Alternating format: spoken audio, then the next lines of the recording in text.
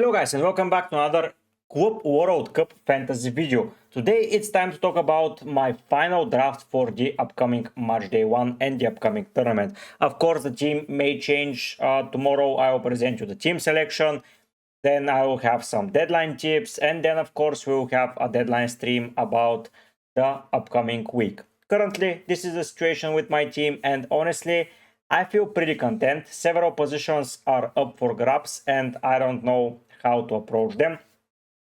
First of all is Ederson. I'm not sure if he will play. Probably he will, but it's Pep. You never know.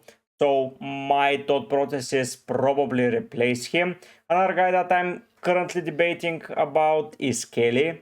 What I'm going to do with him. But the good thing about him is that he's 2% owned as of yet. And if that remains the same, I think we will be able to get some bonus points from him. Another defender that I'm up debating is Stanisic, 3.6 as of yet. He hasn't risen a lot and we have only 2-3 days period of time. I don't see him becoming over 5% for the initial day when I will need him. I'm not sure if at the time of the game they took the percentages or at the time of walking match day, because let's say someone plays on the 5th day of this match day, their percentages might rise, and yeah, that's a little bit questionable, but yeah, we'll see how the game goes.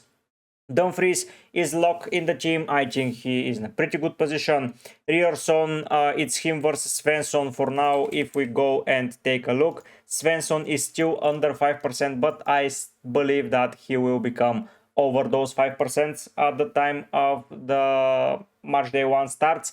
So yeah, Ryerson will rise even more in popularity, but that might mean that Svensson drops in popularity. We have to monitor up until the end. The sad thing is that I cannot afford Svensson at the moment, so Ryerson will have to do it. Francisco Moura will be in the side, 4.1 for a left wing back in a European side. Count me in. Of course, I want to discuss one team, and that team is Benfica. SL Benfica. If we go to defenders, this guy Carreras didn't make his move to Real Madrid, so I think he's going to be pretty popular. Left wing back, I don't know if he will be used up to full speed, but I believe that we might have some fun including him into the squad. 4.5 as of now. I don't know if these percentages will increase as the tournament goes on and on and on, but he is in a pretty good contention to enter the team in place of Stanisic. Otamendi is another great defender at 3.8. I would count him in as he is playing every minute of every game and he has a very high potential of scoring a goal. I'll be keeping a look at Otamendi and Carreras because I believe they can be some amazing assets to own. Dumfries remains in the squad. Kelly is the question mark. So if I take out Ederson and I take out Kelly, I can get Di Gregorio. I need all clubs and I need all positions and I get Di Gregorio. I save a little bit of money, and from Kelly I can go to Carreras easily.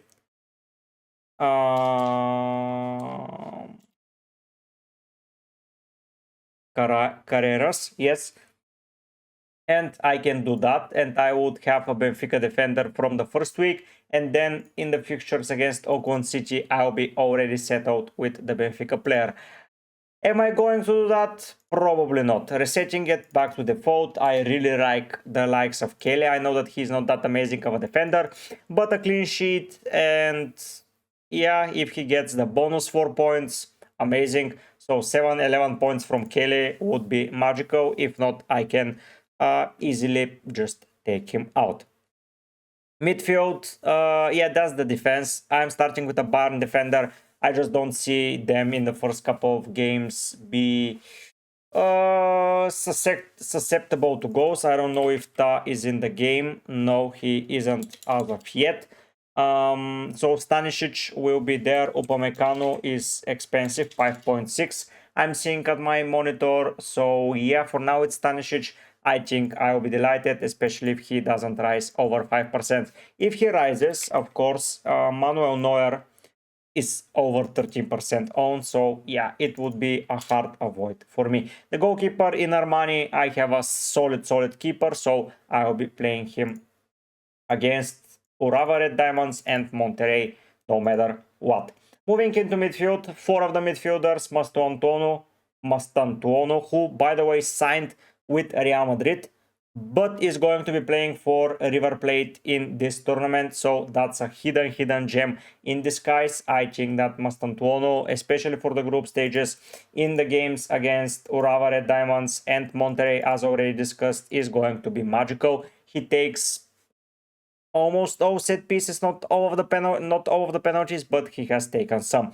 Palmer, another penalty taker, another set piece taker. Now with the lap into the team, I feel like his appeal will rise more and more because he now has a striker that can convert chances, so I think his appeal will increase. Sancho is gone, so Madueke and Neto are probably certain to start unless they go with the George guy who played striker one game when everyone thought Neto was going to play it, but yeah. Then it's Ulize at 9.4. I think I'm not going anywhere without Ulize. There is a potential to go with 3 Bayern attackers and just start with a Benfica defender or another defender just, but probably a Benfica one or a Juve one in Gatti. If we go and check, Gatti is 2.4. I think he starts. Cambiaso at the moment is 5% owned, so yeah, probably not going to get him because he will get the points deducted. But this will be a spot in the team where I introduce a Benfica player. Now, the interesting thing is, as I explained, Ulize will remain. The Arrascaeta is going to remain. Penalties, goals, assists, absolutely everything under the sun is coming from this guy. And against Esperance de Tunis and even against Chelsea, I don't want to miss any of his potential returns. Vitinha is a placeholder that I just bought because I like his price, I like that he's on penalties, and I like that he plays for PSG and he's a ready player for Botafogo.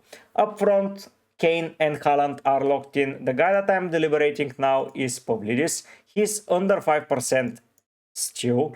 Then he faces Boca and Oakland City, so I'm already prepared. And I'm nice and set for that thing. Of course, now if we go around and replace Vitinha, Pavlidis, Stanisic, in that sense I would get probably someone like Samu, this guy Agehova, penalty taker, main man, 4.2 for a European side. Yep, they just made a mistake here. Palmeiras have been okay. Inter Miami, they're just not European sides. So if we go here with Agehova, here with Samu in the team, that will leave me with a lot of money. If we filter it down to midfielders and we decide who to pick, it's Dembele. Dembele is injured, so I'm not selecting him. Palmer, I have him. Ulize, I have. Bellingham, no thank you. Musiala is next onto the list. Kvara is next onto the list. Then we have Doe, Barcola, Foden, Adeyemi, by the way, is here. Valverde, Di Maria, and now it gets cheaper and cheaper. So if I start with Agehova, I would probably have to go with Musiala. So that would leave me with 5.5 in the bank to go with the defender, and immediately that would scream Otamendi into the side, and that is it. We will be done. Then in Matchday 2, I will just go and revert Agehova to Pavlidis, and then revert Vitinha, not Vitinha, but Musiala to someone under 5.9, which is not a very likable list, to be fair, but still it's not that bad of a list. 5.9, we go down and down, we go to it gets tricky, of course. Gross is here. Maybe Carreras will have to start here, or I will take Palmer out also, as he will be facing Flamengo. That might be an option. But honestly, I'm just not a fan of a triple Bayern attack, because if they score 2 and rotate their squad, I'm screwed. All of my money will be invested there. Some, of course, is a cheat pick. But I would want Pavlidis for certainty versus Auckland City. His popularity will rise.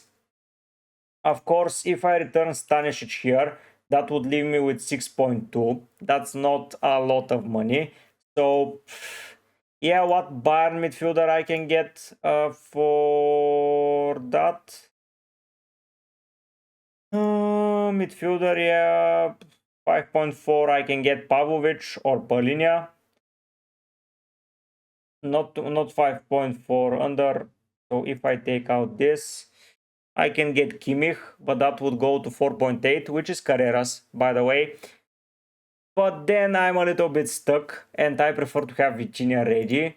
I know that we can take hits for 3 points, but I really like my squad that way. I know that it's a little bit tricky. I don't know what to expect from Ederson, honestly. If I go to Di Gregorio here and I nail it down, I will be okay. But until Kelly is under 5%, yeah, I prefer Kelly. Svensson not being in the team is a little bit sad, as currently he is a differential. But I have Pavlidis. If we go to the percentages, I have Pavlidis, I have Kelly, I have Stanisic. I have 3 players under the percentages of 5. I want to go and check out all goalkeepers and sort them by selected. That way. And if we go 5, it's Di Gregorio at the moment. Bonu is here, but he's facing Real Madrid, which is not for my liking. Then it's Sanchez, Romero for Boca Juniors, but it's Marquezin. This guy Marquezin makes a lot of sense, but not so much. I know he's a first day keeper, and if he keeps a clean sheet, yeah, it's going to be okay, but is he keeping realistically a clean sheet? Probably not. Weverton here is not a bad shout, but yeah, not for my liking. Yeah, by the way, Sanchez, if he keeps starting in goal, he can be good for the first week, but then it's a little bit tricky in Matchday to Błaszewicz. I have some blasts from the past with this guy. Yeah, not a fan. Honestly, Rui Patricio is here, our in, but Juve and City, no thank you. If we go down, it doesn't get better. Hugo is here, but guess what? He's facing against Chelsea, and then it's against Esperance de Tunis, which is not that bad in a sense, but he is... Where did I... 5.2. That's a lot of money. Yoshida, no thank you. The keeper for Awahli, I think. Sorry. But he is 16% owned, so yeah, no thank you. For now, it will be Ederson. Of course, I will be relying mostly on Armani, as I think Armani is a better pick. And then in Matchday 2, I have to prepare some PSG players, so Palmer will be gone, as already explained, and Stanisic will give me a Benfica differential defender. So I think with 2 transfers, I will be okay-ish. I will get 2 PSG. I can get Hakimi and someone else in midfield if I see someone performing, of course, but I would prefer if I see Doe and Kvaratskhelia starting. I would for sure want one of them to partner my Vitinha against Botafogo, and especially against Seattle Sounders, but then they may have qualified. Of course, Atleti is an interesting team to target. If we go to Julian Alvarez here, 9 million, but this guy after PSG is with a good fixture, so I like it in a sense. But then I have to sell Kane, which it might happen as he has a fixture against Boca Juniors, but still not something that I would like to do. Get the Benfica guy in defense. I already have Pavlidis, and replace Palmer with Kvara, and I think I will be sorted for the next week, as yeah, everyone else is in a good form. I may save the chip with the 12th man, I don't know yet, but for now it's going to be match day 2 with 12 men. But yeah, honestly the draft hasn't changed. I showed you my tinkering. Please give me some advice because I'm a little bit stuck. If you want to support me and show your appreciation, don't forget to subscribe to the channel. Here you can see the sub goal of 5k. I'm very far away, but step by step I'm grinding towards it. So please, let's make it possible. Let's at least try to reach 3.7 before March day 1 deadline. I think it's completely targetable and completely achievable, as yeah, content will keep going throughout the tournament, and I will be monitoring the games, and I will be updating you live on lineups and everything, and a lot of videos will be coming your way, so stay tuned for that. If you want to join the mini league, it's league code on the above. Of course, I will think about the price because I want to have some prizes there in order for people to join, but that will be decided on the deadline stream, and we're going to say what the price is going to be at the end of the road. For now, this is the squad.